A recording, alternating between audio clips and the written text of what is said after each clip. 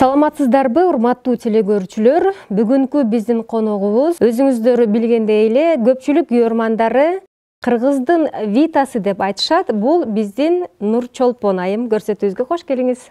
Саламатсыздарбы, урматтуу YouTube-нун көрүүчүлөрү. Менин атым Нур Чолпон, сиздер мени ырчы катары билесиздер.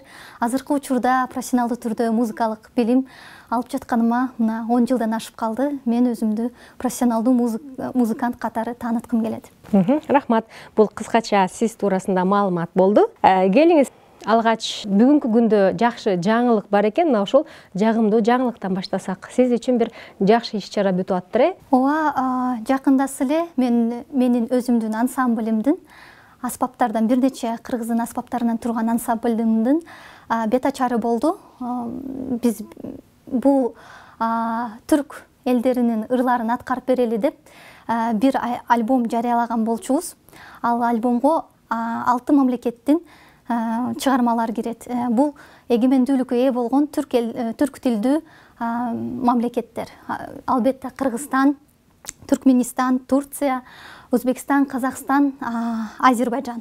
Эң биринчи алгачкы чыгармабызды Азербайжан элинин чыгармасынан баштадык. Сен келмес олдуң деген. Сен келбей калдың деген чыгармасынан.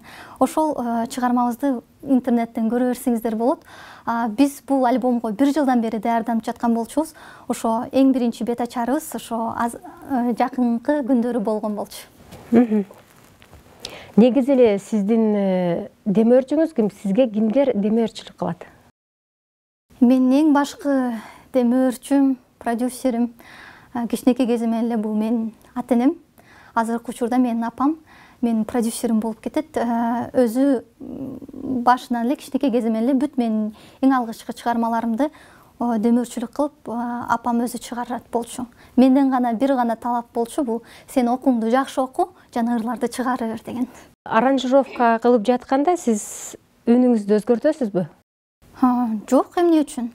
Кудайдан берилген үн бар, аны өзгөртүп эмне кылам?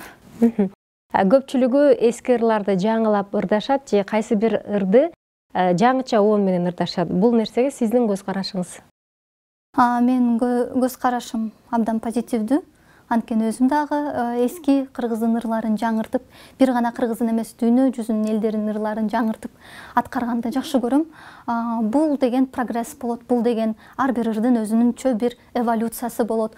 Ар бир ыр ушул бир заманга туура келиш үчүн кандайдыр бир кайрыктарды, жаңы нерсени, жаңы аранжировканы, жаңы үндү, тембрларды кошуп жаңыртса болот. Бул албетте ырды дагы популярный кылууга дагы жардам берет.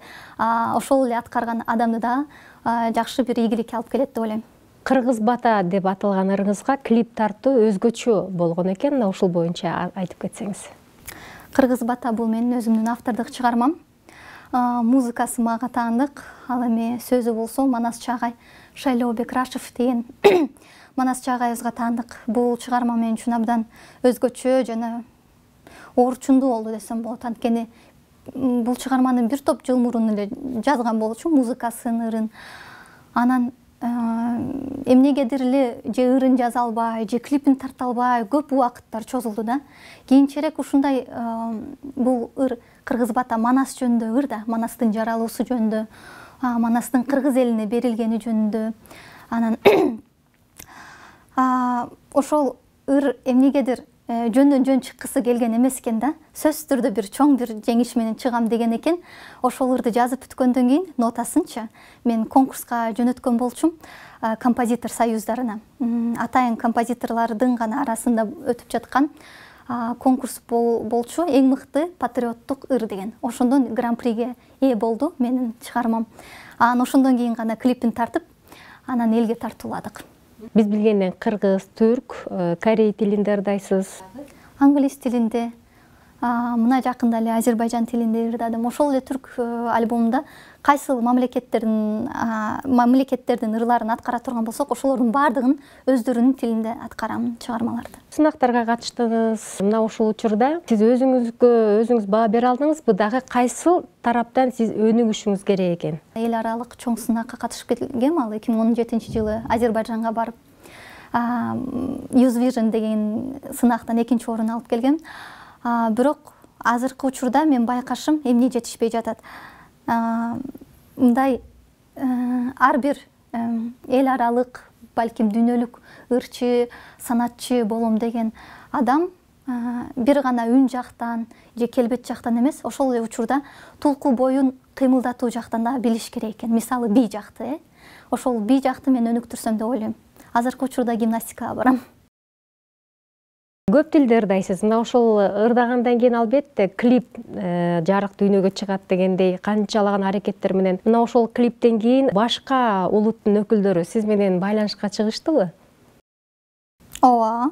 Ошол эле клиптердин арасынан астындагы комментарийлерден окусаңыздар болот.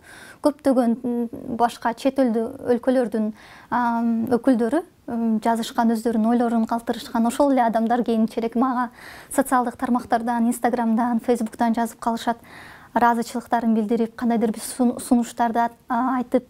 Акыркы учурларды байкап калдым, менин аткарууларыма көп чет өлкөдөн реакция жасап башташты. Ошол эле түрктөр болобу, американецтер болобу, башкалар болобу, бул албетте абдан кубандырат. Казак ырчысы Димаш Кудайберген менен ырдоого сунуштар болсо макул болот белеңиз? Албетте. Баа бересизде? Ооба, албетте баа берем. Мен дүйнө жүзү боюнча суктанчу адамдарымдын бирине албетте Димаш Кудайбергенов кирет. Көпчүлүк көрөрмандарыңыздын арасынан бул биздин Витас деп айтып коюшат да. Ырын да ырдадыңыз. Ырдоо сизге кыйынчылыкка жаратпайбы? Чынын айтсам, анын ырын мен көптөн бери эле ырдап жүрөт болчумун. Кичинекей кезимден эле. Анан мындай карасам, ал ырым мен үчүн эч кандай кыйынчылыкты деле жаратпайт. Ал көп эле профессионалдуу ырчы кыздар, ошол эле биздин улуттук консерваториядан ошол ырды ырдап койгонго кудурети жетет. Бирок мен ал ырды мындай эле жөнөкөй эле ыр катары эле көрчүмүн. Анан карасам эле элдин баары эле ошол ырды эле аябай хайп тутуп жактырышат экен. Мен эле аткарып коеюнчу деп аткарып койгон болчумун. Анан ошо күткөндөгүдөй эле ошондой чоң бир жаңылыкты жаратты го. Канткенде адамдын жүрөгү тынчтык табат. Мен башка адамдарды билбейм, мен бирок өзүм жөнүндө айтсам, ден соолугум чын болсо, ата-энем ар дайым мага батасын берип турган болсо, жакындарым, ата-энем, анан кийин жумушум өзүнүн ыгы менен бараткан болсо, ошол аста-аста болсо дагы өзүнүн ыгы менен өйдө көтөрүлүп бараткан болсо, ошондо менин жан дүйнөм тынч болот. Азыркы учурда менин жан дүйнөм тынч. Ар бир адам бул жарык дүйнөгө мен эмне үчүн келдим деген суроону берет экен. Мына ушул суроого Нур Чолпон айым кандай жооп берет эле? Мен бул дүйнөгө эмне үчүн келгенимди кичинекей кезимден эле билет болчумун. 3 жашыман баштап эле ата-энем телевизорду коюп койгондо, ал жактан кичинекей кыздар, балдар чыгып ырдап атканын көрүп, мен кадимкидей көзүмөн жаш төгүлчү. 3-4 жашар кыз болчумун. Эмне үчүн ал кыздар ошо телевизордон ырдап атышат, а мен бул жакта алардан кем калышпайм, бирок мен ал телевизордо жокмун депчи. Эмне үчүн мен аларга окшоп ырдабайм, эмне үчүн мени тартышпайт депчи, эмне үчүн менде андай мүмкүнчүлүк жок деп ошентип 3-4 жашар кезимде эле ыйлачумун. Андан кийинчерээк азыр чоңоюп ошол мүмкүнчүлүк бар менде. Мен өзүмдүн чыгармачылыгым менен бул дүйнөгө биринчиден өзүмдү көрсөткүм келет. Ошондой эле өзүмдүн чыгармачылыгым менен элге рахат тартуулагым келет. Бул менин миссиям, бул менин ошо сиз айтмакчы ушул дүйнөгө жаралган себебим деп ойлойм. Биздин көрсөтүүбүзгө келип, жагымдуу маек кургандыгыңыз үчүн албетте биз ыраазычылыгыбызды билдиребиз. Урматтуу телекөрүүчүлөр, ал эми биз сиздер менен коштошобуз. Кийинки эфирден жолугушканга чейин аман болуңуздар.